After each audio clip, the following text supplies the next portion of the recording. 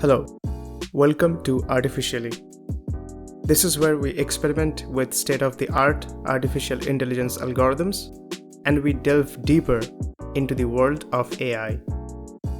This week, we are discussing Text-to-Mesh, a text-based stylizing tool for 3D mesh files. In the last video, we talked about how to install Text-to-Mesh. We saw how to set up your own 3D mesh file from Polycam to use inside Text-to-Mesh. Today we will discuss the results of the first experiment and fine-tune our methods for further experiments. So let's begin.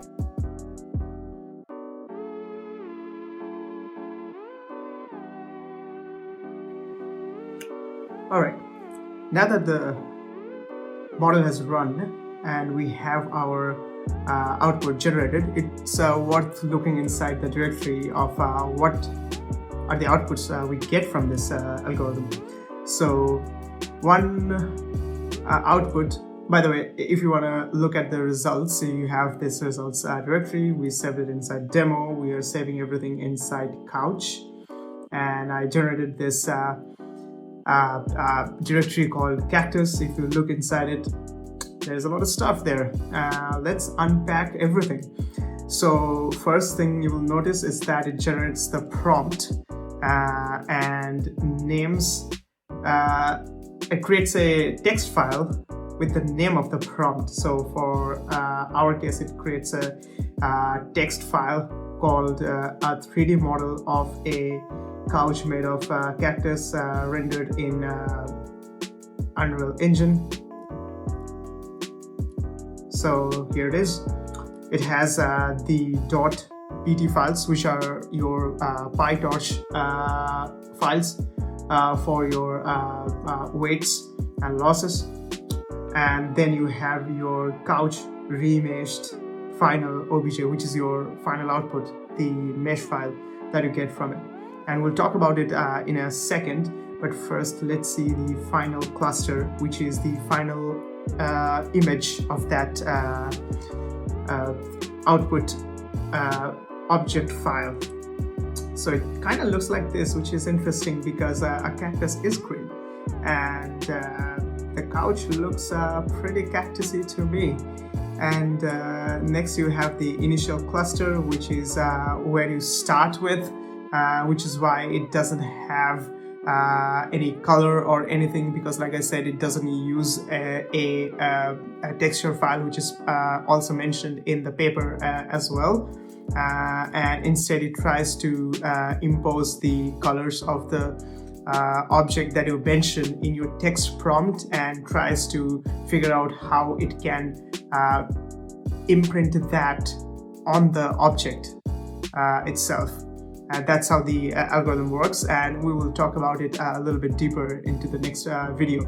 And it also generates the intermediate JPEG files of the different angles of that object, and you can see that it takes different views of that object to understand the texture and geometry and the topology of that of the object that we have given it as input.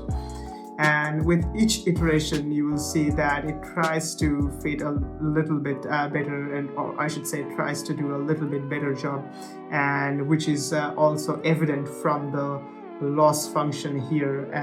You can see the loss value is going down for some time, and then it goes up a little bit, but the general trend is downwards, which is good.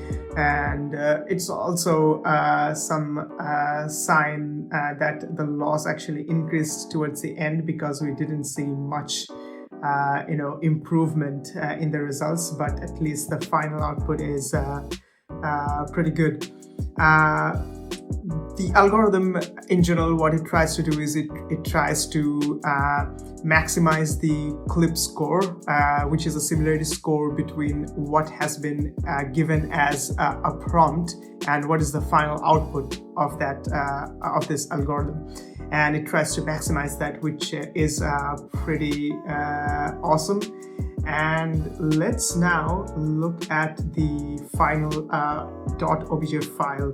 And to do that, what we will do is, again, we will open Blender, choose General, remove the cube, and then File, Import, OBJ. Go into the directory where you've kept your text-to-mesh, look into Results, Demo, Couch, in our case Cactus, and let's open this. So yeah, that is your final output. And in my case, because I removed the carpet from the couch, which is why it looks a little bit different, and I can show it in a second. If you want to look at the texture, it's not there, which is a problem. So I can't see any texture here, which is evident from the output directory as well. There is no .mtl file.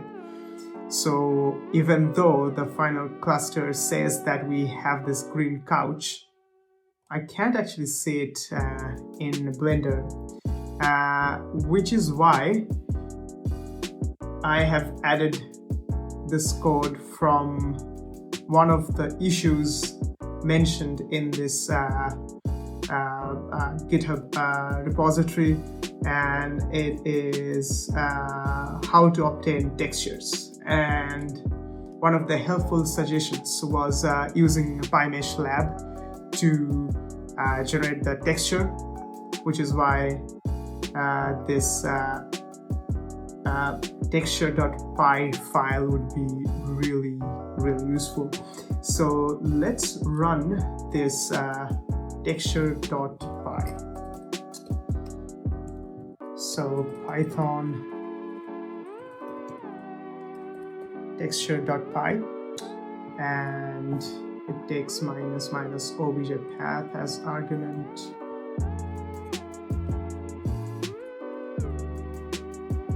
And our obj file, remember, this is the generated file. We want to generate the texture for the final output. So it's inside this folder. So open a terminal, and pwd should give you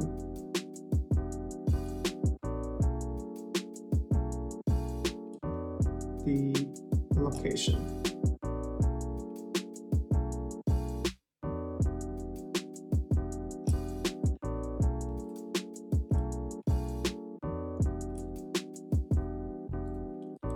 So it's sitting inside the results and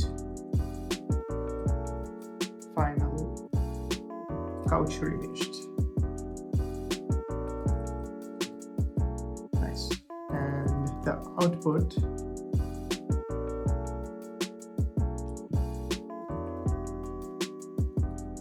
is the same directory.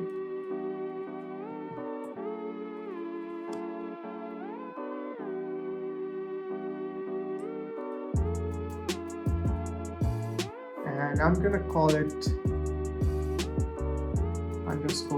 _text, and that should generate 3 more files here. So now we have final _text, we have an MTL file, and we also have this PNG file which contains all our textures for this object. And now what you can do in Blender is that you can go to import obj, and you can import _text, and there we go, we have the green couch that we wanted. One thing you might notice here is that the resolution of the couch is not as good as it looks in the image. If you go into results, demo, couch, cactus, and if you look at the final cluster, it looks really prominent here, and it seems like the resolution of the final generated